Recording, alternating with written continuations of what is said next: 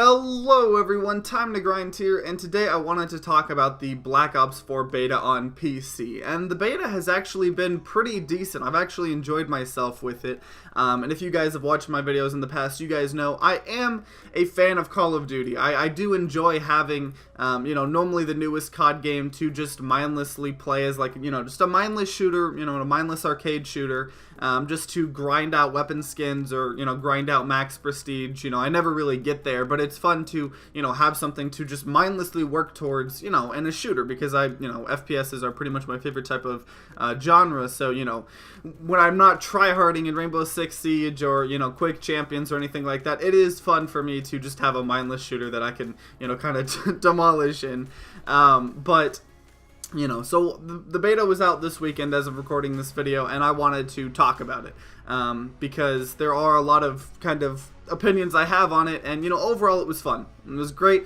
I actually enjoyed it, and it made me really, it made me a lot more optimistic for the game itself, because all of my hype kind of died out when they announced like the payment model and the Black Ops Pass, and you had to pre-order to even get the Black Ops Pass, and obviously it'll probably be out at some point in the future if you don't pre-order it, but then on top of that, they're probably most likely guaranteed to have loot boxes and all this stuff, and the payment model is going to be garbage, just like every Call of Duty game, and it pains me. It really does, because you would think that especially for the maps, maybe keep all the stupid loot box stuff, and that's terrible, but the fact that they split up the community with maps is ridiculous, especially on PC, when there is way less of a community on PC than any other console, because on PC you got people playing like any other game, like CSGO, Rainbow Six Siege.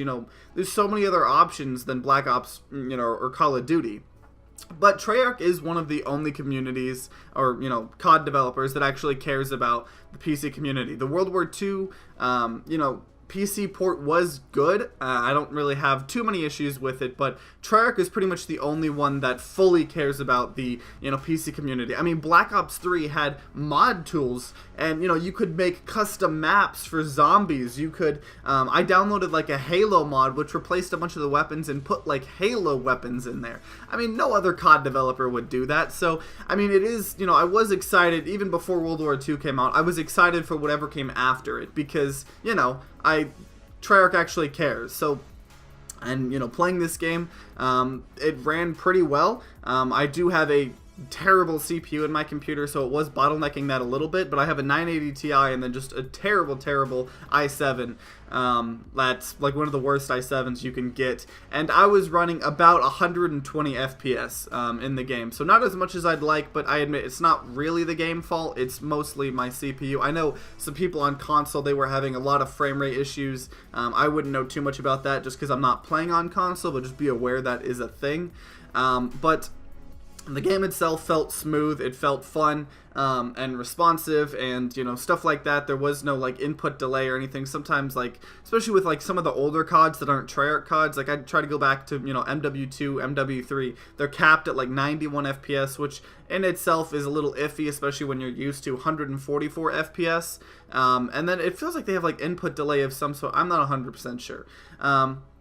The first thing I want to talk about, though, in particular, is snipers. And as you can probably see, I'm doing pretty good with snipers. And that's not, I mean, I'm good at COD. I would be doing really good with assault rifles too, not to toot my own horn, but a lot of people were doing really good with sniper rifles. Sniper rifles, especially on PC, have always kind of been a problem in COD, and there's still a problem in Black Ops 4. I mean, in Black Ops 3, I can't remember what the sniper name was, but there was this particular sniper that was plaguing PC. I mean, people would try not to use it because it was so OP, but you'd have one person in a lobby that would use it, and then everyone would pull it out because they're like, oh, you're using that weapon? Okay, well, I'll bring out my class that has it. So as you can see, I'm doing very well with snipers. A lot of people were as well. I am decent at COD and shooters, but snipers are really strong on PC, and I hope they take the route of balancing the game differently on PC and console, because it always seems like it's needed.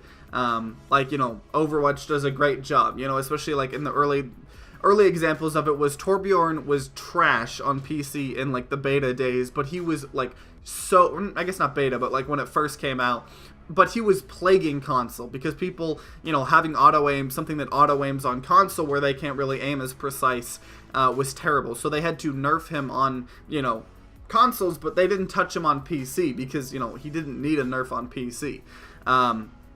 But I really hope that they balance separately.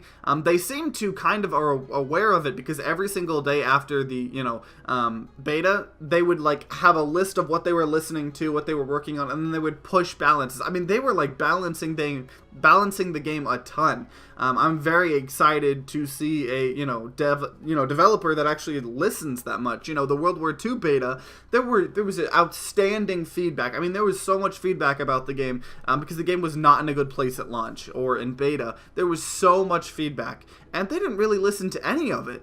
But, I mean, Black Ops 4, a ton of people had issues with the movement, so they nerfed the movement, and then so many people had issues with, oh, well, you over-nerfed it, so they kind of unnerfed it a little bit, and now we're in the middle, and people are happy. And they've been balancing the score streaks and the weapons and stuff like that, and overall, they're doing a really good job. I know right now, a lot of people still have problems with the Fog of War, so if you look at the minimap in this gameplay, Fog of War is kind of interesting. It's new to this COD, and kind of a radius around you and all of your players. If there is somebody in that radius, they show up on your minimap. Now, the little red lights that you're seeing, that's actually a perk I have that I think is really good, and it just increases that.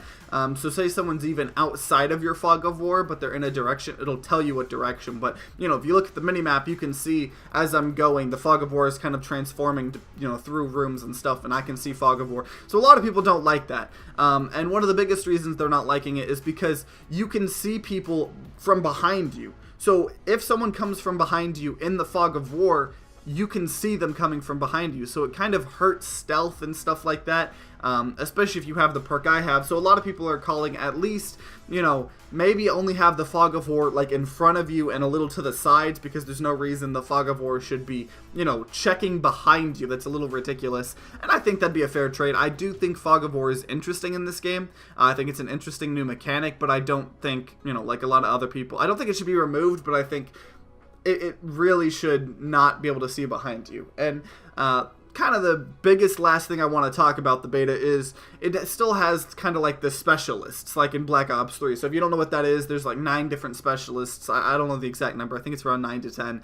And they all do special things. So in this game, everybody has their unique equipment. So say you pick the guy I've been playing as, Torg. His is, once it charges up, you could place that kind of the wire barricade or whatever, and it, people get hurt when they try to go through it, and they get slowed and stuff like that, and you get a lot of points when they do that. And then his ultimate, I guess you could call it, is it places kind of like a Guardian from the older games. It shoots this microwave ray in front of it, and it is a barricade that protects you.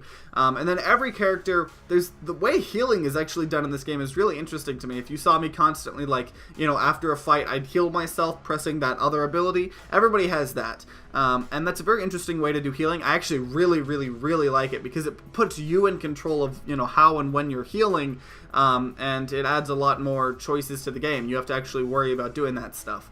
So, as in specialists, you can have 2 per team, so it's not like everybody's going to pick the same person. Everyone's going to pick the class I like, Torque, and just place a billion barbed wires. It's not going to be how it works. But overall, I really like it. Black Ops 3, the way it was done, it was a little iffy because it was only the ultimates, but the ultimates were super, super strong. And I feel like they're toned down in this game. As an example, there's I can't remember the specialist name, but someone's a flamethrower guy.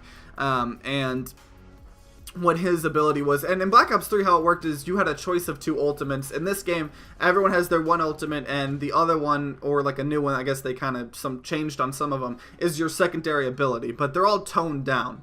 And in Black Ops 3, there was a fire, I think flame break, I don't know. He had a flamethrower as one of his abilities, and it was stupid. The range on it was so strong.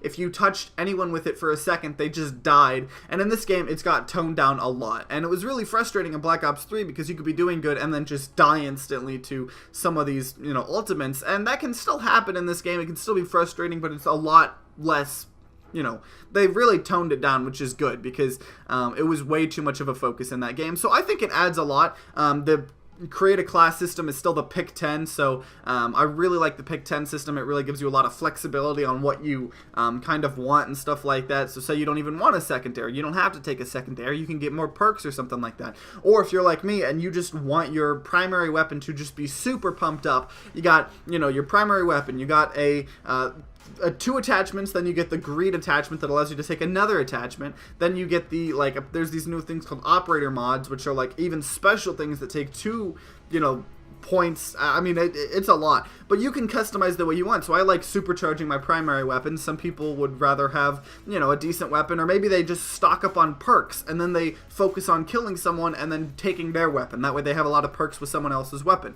There's a lot you can do, a lot of different strategies, and I really like the pick 10 system and what it means for Call of Duty and stuff like that. But overall, I'm really impressed with Call of Duty, especially on the PC port. Obviously, we're going to have to stay tuned for the payment model, because that's where this game, unfortunately, is going to be really exhausting, because you're going to have the map packs that break the player base, and then you're going to have loot boxes galore and stuff like that. So I'm not excited for that. This year, I'm probably not going to get the season pass. Probably just going to get the base game and just enjoy it. But either way, that's all I wanted to talk about. If you guys played the beta or watched video on it, whether it was on PC or console, let me know in the comments down below what you guys thought of it. Do you like the specialists? Do you not like the fog of war? Just tell me what you guys love, because part of fun of making these videos isn't even talking at you guys, it's the conversation that comes afterwards. So definitely leave a comment down below. And if you guys enjoyed this video, then consider leaving a like down below and subscribing to see more content. New videos come out every Wednesday and Sunday. And like always, guys, I hope you guys have a great rest of the day, and see you guys next time.